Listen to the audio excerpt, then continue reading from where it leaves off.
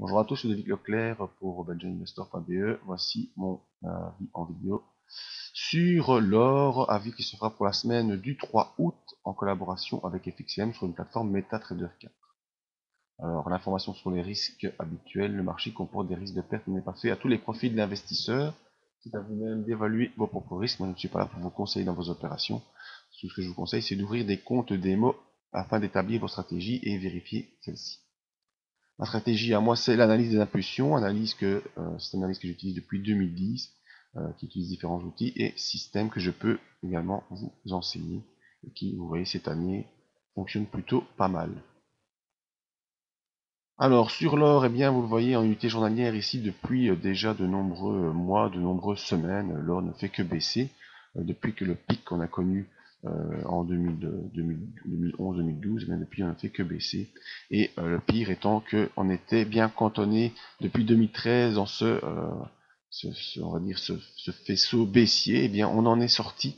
On a une grosse accélération baissière et on est sorti de ce faisceau baissier, ce qui me fait penser qu'on retournera vers les 1000 $ dans les semaines à venir. Alors on va faire un zoom sur cette sortie qu'on a connue il y a déjà 2 semaines. Et pour l'instant, eh bien, on reste au contact du bas de ce faisceau baissier.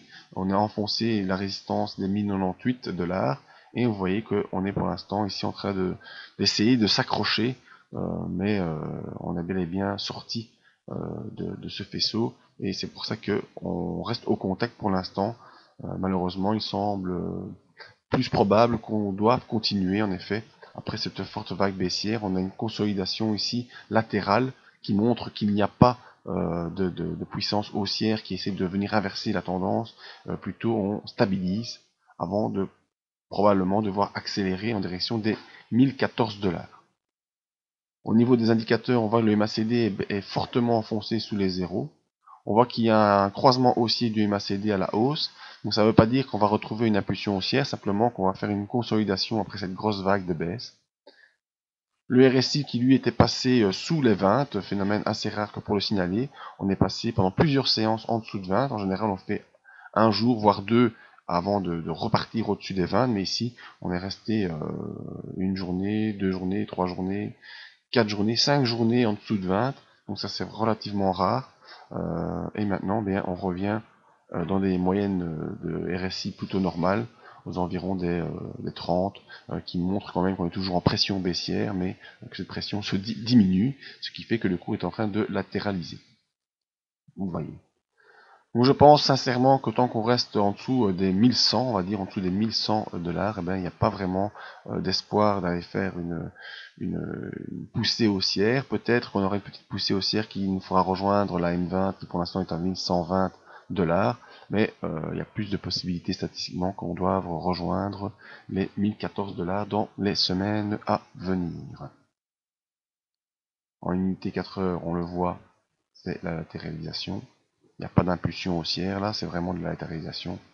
En unité 1 heure, eh bien, même si je prends plus de données, vous voyez que c'est la même chose. On a même plutôt des tendances à pousser vers le bas avant de revenir corriger. Mais vous voyez des impulsions baissières, puis on corrige.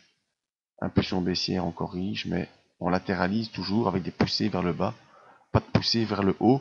Donc vraiment, on s'accroche à ce niveau des 1098, mais l'objectif est de rejoindre maintenant les 1014 $.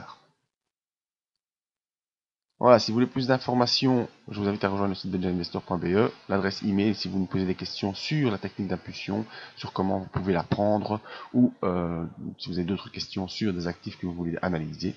La page Facebook pour les infos, le Twitter également où je replace des informations qui me semblent importantes, mais le plus important est de venir sur le site benjaminvestor.be, s'inscrire à la mailing list en bas de page afin de ne rien rater de toutes les nouvelles ou toutes les promos que vous pourrez recevoir dans votre boîte email. Voilà, merci à tous et à bientôt.